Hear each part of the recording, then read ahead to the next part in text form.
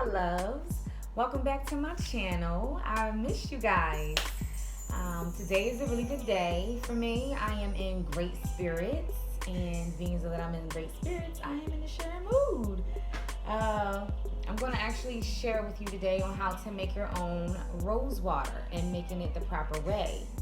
Okay, now before I go into that, I just wanted to give you a couple of health benefits of using rose water. Now you can use rose water in your cooking, you can use it as a fragrance, you can use it in your hair products, you can also use it on your skin. Now I typically use it on my skin. I use it as a skin toner.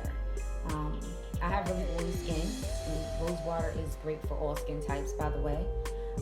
And when I use it, I notice that my skin looks very, very good. It looks nice and toned. I have a nice glow to my skin when I use it, and it looks clean and fresh also. So that's why I love using it. Okay. And now some of the health benefits of using rose water as a skin toner is it maintains your skin's pH balance. It cleanses and aids in removing acne and eczema. It removes oil and dirt, and it actually repairs your skin cells, which make your skin look younger and more beautiful. So love, love, love, love rose water. Okay. Now I'm fortunate enough to have my own rose petals because I have 2 bushes out in my front yard that grows roses. So I'm fortunate. And if you don't have access to roses like I do, you can always go to your local store. But what I will say is make sure you get roses that do not have any artificial coloring in them whatsoever. Because the worst thing you want to do is make your own rose water and then it ends up having dye in it. Nobody wants that. So, and if you are unsure, just stick with getting the white rose petals. You cannot go wrong with that. That's the safest route to take, okay?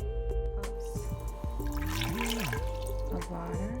This is what it should look like. And then you have to add another bowl on top of your bowl.